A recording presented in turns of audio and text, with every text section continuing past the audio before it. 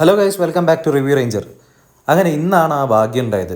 അതായത് Indian 2 OTT release ചെയ്തത് എനിക്ക് തോന്നുന്നു ഇന്നലെ രാത്രിയാണെന്ന്. അപ്പോൾ ഇന്ന് സിനിമ കണ്ടിട്ടുണ്ട്.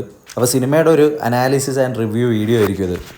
അപ്പം നമ്മുടെ ലെജൻഡറി ശങ്കറാണ് ഈ സിനിമ ഡയറക്റ്റ് ചെയ്തിരിക്കുന്നത്. നമുക്കറിയാം ഇന്ത്യൻ 1 കാര്യം ഒക്കെ നമുക്കറിയാം. 10-25 വർഷം മുമ്പ് ഇറങ്ങിയ സിനിമയാണ്. അതിനുശേഷം സേനാപതി കമൽഹാസൻ തിരിച്ച് വന്നിരിക്കുകയാണ് ഇന്ത്യൻ 2 കൂടിയിട്ട്. ആദ്യം തന്നെ എനിക്ക് ഈ സിനിമ തിയേറ്ററിൽ നിന്ന് കാണാത്തതിന് വ്യക്തമായിട്ടുള്ള കാരണമുണ്ട്. കാരണം 25 കൊല്ലം മുമ്പ് ഇങ്ങനത്തെയൊക്കെ ഒരു സബ്ജക്റ്റ്, കറപ്ഷനെതിരെ പൊരുതുന്ന ഒരാൾ, ഇങ്ങനെയൊക്കെ പറഞ്ഞിട്ട് ശങ്കർ തന്നെ ഒരുപാട് വേർഷൻ ഓഫ് മൂവീസ് ഇറക്കിയിട്ടുണ്ട്. അന്ന് ഇതിനൊക്കെ റിലവൻസ് ഉണ്ടായിരുന്നു. കറപ്ഷൻ ഇന്നും ഉണ്ട്, പക്ഷേ ആ ഒരു കഥ അതേപോലെ കാണിക്കുന്നതിനോട് എന്ത് റിലവൻസാണ് ഉള്ളതെന്ന് എനിക്കറിയില്ല. കാരണം 100 കണക്കിന് സിനിമ, ലിറ്ററലി 100 കണക്കിന് സിനിമ ഇതുപോലെയുള്ള വന്നു കഴിഞ്ഞു. ഇത് ഒരു ഐക്കോണിക് ക്യാരക്ടറാണ്. ആ ഒരു ഐക്കോണിക് ക്യാരക്ടറിനെ എടുത്തിട്ട് ഒരു പുതുമയും ഇല്ലാത്ത തരത്തിലുള്ള ഒരു കഥയിൽ കുത്തിക്കയറ്റി വെച്ച് കഴിഞ്ഞാൽ ഇങ്ങനെ ഇരിക്കും. അതായത് ഇന്ത്യൻ 1 അത്രയും വലിയ ഫാൻസും കാര്യങ്ങളൊക്കെ ആയിട്ടുള്ള ആൾക്കാർ പോലും ഈ സിനിമ കണ്ട് അത്രയും വലിയ രീതിയിൽ ഡിസപ്പോയിൻറ്റഡ് ആയി എന്ന് ഇതിൻ്റെ ഓരോ റിവ്യൂ കണ്ടാലും നമുക്ക് മനസ്സിലാവും. ഞാൻ ഇന്ത്യൻ 1 വലിയ ഫാനോ ആരാധകനോ ഒന്നുമല്ല. അങ്ങനെയുള്ളവർ എനിക്ക് തന്നെ ആ ഒരു കഥാപാത്രം ഇതിലും എത്രയോ മികച്ചതായിരുന്നു എന്ന് പണ്ട് ഒരു പ്രാവശ്യം മറ്റേ സിനിമ കണ്ടപ്പോൾ ഉള്ളൊരു ഇത് വെച്ച് തോന്നുമ്പോൾ എനിക്കിപ്പോഴും തോന്നുന്നുണ്ട്. ഈ ഒരു സ്റ്റോറിയുടെ ഒരു ക്ലീഷേ ആയിട്ടുള്ള ഒരു സംഭവം കാരണമാണ് ഞാൻ തിയേറ്ററിൽ വെച്ചിട്ട് കാണാണ്ടിരുന്നത്. പിന്നെ ഒന്നാമത് ഇതിൻ്റെ ട്രെയിലറൊക്കെ കണ്ട സമയത്ത് തന്നെ അത്രയും ബോറായിട്ടാണ് തോന്നിയത്. ട്രെയിലറൊക്കെ അത്രയും അതപ്പതിച്ച തരത്തിലുള്ള ട്രെയിലറായിരുന്നു. ഒന്നാമത് അതിൻ്റെ പ്രോസ്തറ്റിക് മേക്കപ്പൊക്കെ അത് ആ കാലത്ത് ഓക്കെ ആയിരുന്നു. ഈ കാലത്ത് അതുപോലെ ആക്കിയപ്പോൾ ശരിക്കും ഒരു കോമാളി കളി പോലെ തോന്നിയിട്ടുണ്ടായിരുന്നു. അമ്മാതിരി രീതിയിലാണ് പ്രോസ്തറ്റിക് മേക്കപ്പൊക്കെ ഉണ്ടായിരുന്നത്. അതിനെക്കൊണ്ടൊക്കെ ട്രോൾസൊക്കെ ഈ ട്രെയിലർ ഇറങ്ങിയ സമയത്ത് തന്നെ ഒരുപാട് വന്നതും കണ്ടിരുന്നു ഞാൻ.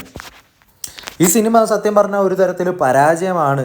ബോക്സ് ഓഫീസിലും വലിയ രീതിയിലുള്ള പരാജയം തന്നെ. എനിക്ക് തോന്നുന്നു ഈ സിനിമയുടെ ഒരു ബഡ്ജറ്റ് തന്നെ 150-200 കോടിയുടെ ആ ഒരു കണക്കിലൊക്കെ ആയിരിക്കും ചെയ്തിട്ടുള്ളത്. ഞാൻ ഗൂഗിളിൽ നോക്കിയ സമയത്ത് അങ്ങനെയാണ് കണ്ടത്. കളക്ട് ചെയ്തത് 148 കോടി, 150 കോടിയെ കളക്ട് ചെയ്തിട്ടുള്ളൂ എന്നൊക്കെ പറയുന്നത്. അതായത് മുടക്കിയ പൈസ തന്നെ കഷ്ടിച്ച് കിട്ടിയോ എന്നുള്ള കാര്യം സംശയമാണ്. അങ്ങനെ വെച്ചിട്ട് നോക്കുമ്പോൾ ഒരു കൈൻഡ് ഓഫ് ഡിസാസ്റ്റർ തന്നെയാണ് ഈ സിനിമ ആയിരിക്കുന്നത്. ശങ്കറിന് ഇത് വലിയൊരു തിരിച്ചടിയായിട്ടാണ് എനിക്ക് തോന്നുന്നത്. അതായത് മൂന്നാമത്തെ ഒരു പാർട്ടിന് വേണ്ടിയിട്ടുള്ള ഒരു വെയിറ്റിംഗ് ആയിട്ടാണ് ഈ സിനിമ കൊണ്ടുവന്ന് നിൽക്കുന്നത്. കാരണം ഇതിൽ സേനാപതി വരുന്നു, ഇന്ത്യൻ വരുന്നു, തിരിച്ച് കുറേ സംഭവങ്ങളിലൊക്കെ ആവുന്നു, അവസാനം സപ്പോർട്ട് ചെയ്ത ആൾക്കാർ തന്നെ തിരിച്ചടിക്കുന്നു. എന്നിട്ട് പിന്നെ പുള്ളി അവിടെ നിന്ന് രക്ഷപ്പെടുന്നതിൻ്റെ അവിടെ വന്ന് നിൽക്കുകയാണ്. അപ്പോൾ ഇനി അടുത്തതിലിനിയിപ്പോൾ ഈ ഒരു രക്ഷപ്പെടൽ എങ്ങനെയൊക്കെ ആയിരിക്കും. എന്തായാലും ഈ ഒരു പരാജയം നല്ലൊരു എന്താ പറയുക, ഒരു അഡ്വൈസായിട്ട് എടുത്ത് അടുത്തത് കുറച്ചും കൂടി മികച്ച രീതിയിൽ മെച്ചപ്പെടുത്തി എന്തെങ്കിലും തെറ്റ് തിരുത്താനുണ്ടെങ്കിൽ അത് തിരുത്തി കൊണ്ടുവരുന്നതായിരിക്കും നല്ലത്. അല്ലെങ്കിൽ വലിയൊരു തിരിച്ചടിയായിരിക്കും. ഇത് തന്നെ വലിയൊരു തിരിച്ചടിയാണ്. അങ്ങനെ എന്തെങ്കിലും ചെയ്താലേ രക്ഷപ്പെടാൻ സാധ്യതയുള്ളൂ. ഒബിയസ്ലി ശങ്കർ ഒരു അത്രയും ടാലൻറ്റഡ് ആയിട്ടുള്ള ഒരു ഡയറക്ടറാണ്, നമുക്ക് എല്ലാവർക്കും അറിയാം. അത്രയും വലിയ കമേഴ്ഷ്യൽ ഹിറ്റ്സ്, അത്രയും വലിയ ഗ്രേറ്റ് കമേഴ്ഷ്യൽ ഹിറ്റ്സ് തമിഴ് ഇൻഡസ്ട്രിയിലൊക്കെ നൽകിയിട്ടുള്ള, അല്ലെങ്കിൽ ഇന്ത്യൻ സിനിമ ഇൻഡസ്ട്രിയിൽ നൽകിയിട്ടുള്ള ഒരു ഡയറക്ടറാണ്. അപ്പോൾ പുള്ളിക്ക് എന്തായാലും എന്താണ് ഇതിന് തെറ്റും കുറ്റങ്ങളും വന്നതെന്നൊക്കെ മനസ്സിലാക്കാനുള്ള കഴിവൊക്കെ എന്തായാലും ഉണ്ടാവും. അപ്പോൾ അതൊക്കെ മനസ്സിലാക്കിക്കൊണ്ട് അടുത്ത സിനിമ തിരുത്തി വരികയാണെങ്കിൽ ചില ഹോപ്പും കാര്യങ്ങളൊക്കെ ഉണ്ടാവുമെന്നാണ് തോന്നുന്നത്. പിന്നെ ഇന്ത്യൻ 3 കാജൽ അഗർവാൾ ആയിരിക്കും ആക്ട്രസ് എന്ന് ഉള്ളൊരു ന്യൂസും കൂടി കിട്ടിയിട്ടുണ്ട്. ചില സിനിമകളുണ്ട് ആദ്യം തൊട്ടിട്ട് തന്നെ നമുക്കതിൻ്റെ ഒരു പ്രസൻസ്, ഒരു മൂഡൊക്കെ കാണുമ്പോൾ തന്നെ വലിയ രീതിയിലൊന്നും മികച്ചു പോയില്ല എന്ന് നമുക്ക് തോന്നും. അതിൻ്റെ പ്രസ് മീറ്റ് ആയിക്കോട്ടെ, ബാക്കിയുള്ള പോസ്റ്റേഴ്സ് ആയിക്കോട്ടെ, അല്ലെങ്കിൽ ട്രെയിലറൊക്കെ വന്നു കഴിഞ്ഞാൽ തന്നെ ഇത് രക്ഷപ്പെടില്ല എന്നുള്ളൊരു ഫീലിംഗ് അടിക്കുന്ന ഒരു തരത്തിലുള്ള ഒരു സിനിമയായിട്ടാണ് എനിക്കിത് ആദ്യം തൊട്ടിട്ടേ തോന്നിയത്.